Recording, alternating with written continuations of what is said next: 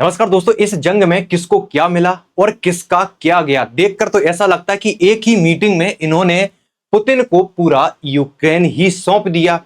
जो रिपोर्ट्स निकल कर आ रही हैं कि यहां पर पुतिन ने जो मीटिंग में बातचीत हुई है, या बातचीत की बातें बाहर निकल कर आ रही हैं कि इन्होंने डिमांड कर दी है कि जिस क्षेत्र के यूक्रेन वाला जो क्षेत्र है जिस पर हम कब्जा कर रखे हैं ऑलरेडी, वो क्षेत्र हमें दे दो, फिर हम विचार करते हैं जंग रोकनी है या नहीं रोकनी है।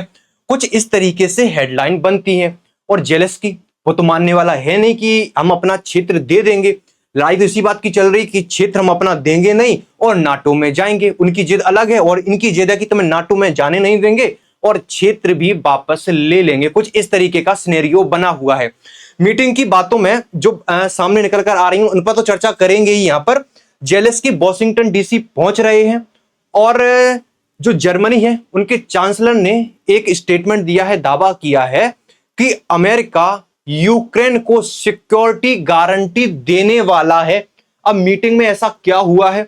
क्या ट्रंप पुतिन को यूक्रेन का जो क्षेत्र है करीब 20% क्षेत्र पर पुतिन ने कब्जा कर रखा है, क्या वो क्षेत्र उनको देने वाले हैं? बदले में सिक्योरिटी यूक्रेन को देने वाले हैं कि जो क्षेत्र था अब वो तुम ले लो, उसके बाद अब तुम हमला नहीं करोगे, जंग रोक दोगे और हम यूक्रेन को अपनी सिक्योरिटी में ले रहे हैं। क्या पुतिन इस चीज के लिए मानने वाले हैं? यहां पर पुतिन ने अलास्का में सीधी सी एक अपनी शर्त रख दी कि जो डोनेस्क वाला क्षेत्र है यूक्रेन अपनी उससे सेना हटा ले। कुछ क्षेत्र पर ही यूक्रेन की अब सेना बची हुई है, लगभग 70% पर पुतिन ने कब्जा कर लिया, पुतिन की सेना ने कब्जा कर लिया। बोले जो क्षेत्र पर थोड़ा बहुत जो कंट्रोल है पुतिन वापस जो यूक्रेन है वो वापस अपनी सेना को ले ले और पूरी तरीके से हम उस पर कंट्रोल कर लें, उसके बाद जंग रोकते हैं, उसके बाद बातचीत करते हैं बढ़िया से यहां पर।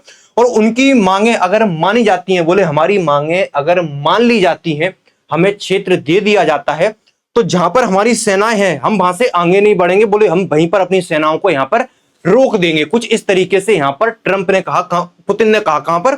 मीटिंग में सारी बातें हो रही हैं। 20% पर रूस यूक्रेन में घुस चुका है। चाहे लुहांस्क, डोनेट्स्क, खेरसान और क्रीमिया तो 2014 में ले ही लिया था। अब जेलेंस्की का यही तो डर है कि आज तुम ये पूरा क्षेत्र दे दोगे, चाहे वो डोनेट्स्क वाला क्षेत्र हो, खेरसान वाला क्षेत्र हो।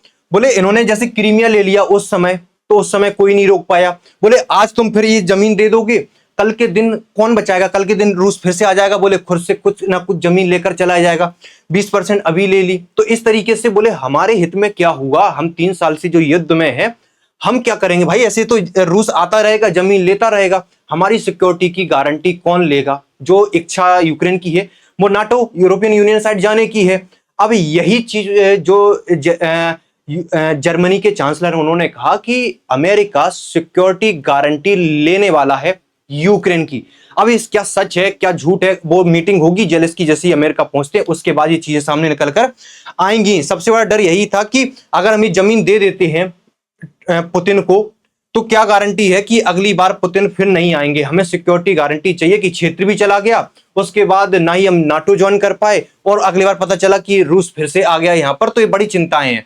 जो डोनेट्स्क वाला क्षेत्र है 70% रूस ने अपना कब्जा कर लिया है और यूक्रेन के पास अभी भी कुछ हिस्से हैं, कुछ जो इस क्षेत्र के बड़े शहर हैं उन पर अभी भी कंट्रोल है। लेकिन जो क्षेत्र है सेना और सुरक्षा रणनीति के उद्देश्य से अगर देखोगे तो बहुत महत्वपूर्ण हो जाता है।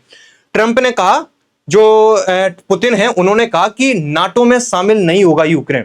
जो सबसे अहम शर्त है वो यही है कि यूक्रेन नाटो में शामिल नहीं होगा। अब जैसे कि जो आपने जो देखा कि यूएस रेडी हो गया है यूक्रेन को सिक्योरिटी गारंटी देने के लिए, तो फिर इस शर्त का यहां पर क्या होगा?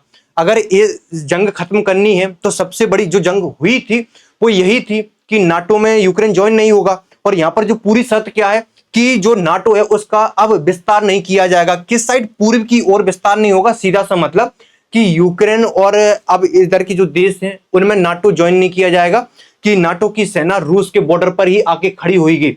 रूस की सबसे बड़ी चिंता क्या है कि नाटो हमारे पास, हमारे नजदीक ना आ जाए। और यूक्रेन क्या चाहता है कि नाटो में एक बार हम चले तो जाएं, बस उसके बाद हम फ्री हो गए बढ़िया तरीके से। और सबसे बड़ी शर्त अगर यही नहीं मानी गई तो सीज फायर किस तरीके से होगा? युद्ध क्या सच में रुकेगा? कि सबसे बड़ी जो शर्त है वो यही है, नाटो ज्वाइन यूक्रेन नहीं करेगा।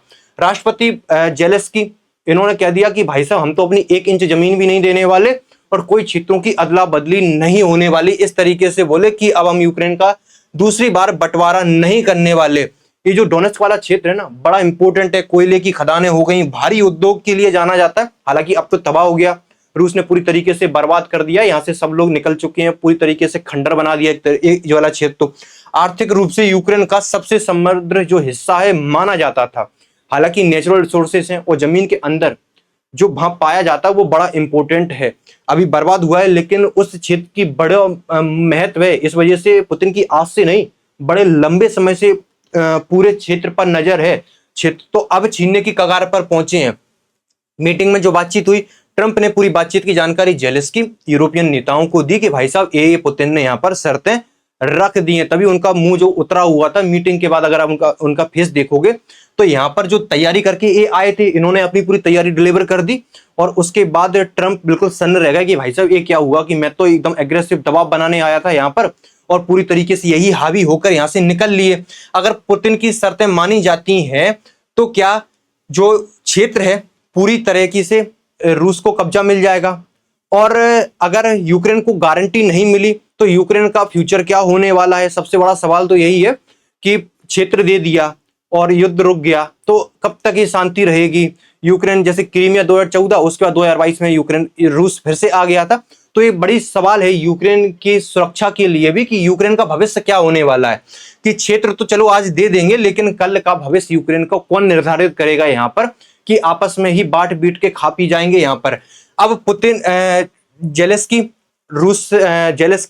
अमेरिका पहुंच रहे हैं राष्ट्रपति ट्रंप से मिलने के लिए। इस मीटिंग में जो मुलाकात होंगी, उस मुलाकात में बहुत सारी चीजें यहाँ पर सामने निकल कर आएंगी।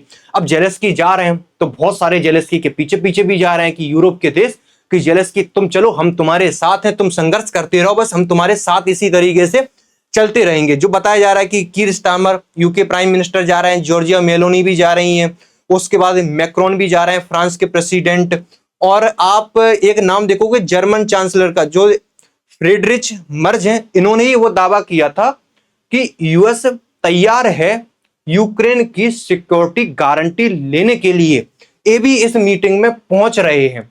तो मीटिंग में बहुत सारे लोग यूरोपियन कंट्री यहां पर पहुंच रही हैं, यानी कि कुछ बड़ा अनाउंस हो सकता है।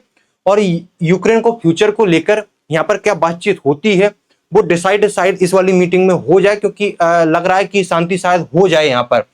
अब ट्रंप ने यहां पर यह चीज एडमिट की है। क्या चीज एडमिट की है? बोले मैं जब भी पुतिन से बात करता हूं और उसके बाद मैं घर जाता हूं और मैं ये जानकारी फर्स्ट लेडी को देता हूं और बताता हूं कि पुतिन से आज मेरी बात हुई है और बढ़िया बातचीत हुई है। उसके बाद वो कहती है कि वो रियली, एंड इसके बाद एक सिटी पर हमला हो जाता है।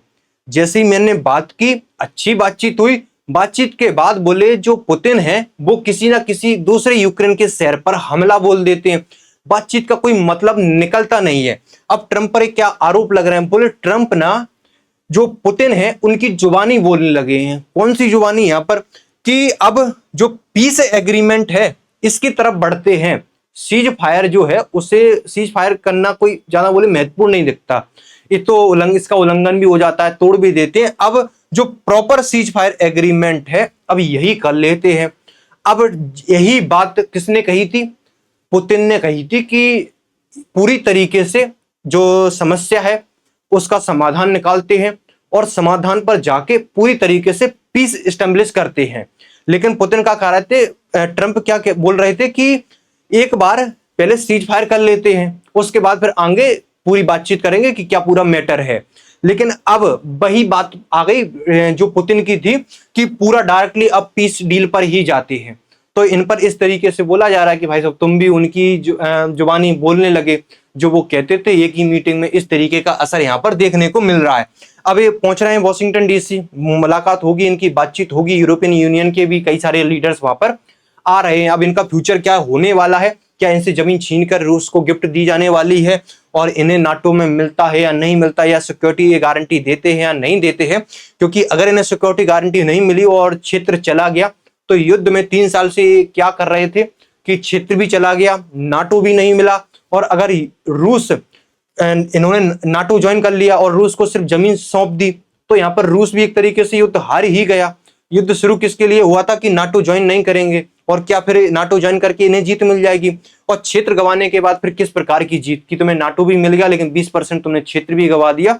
तो यहाँ पर बड़ी चुनौतियां रहने वाली हैं, आने वाली संभावना क्या क्या बनती है, ऐसी आपको न्यू अपडेट्स आती हैं आपको इस चैनल पर मिलती रहेंगी। Thank you so much.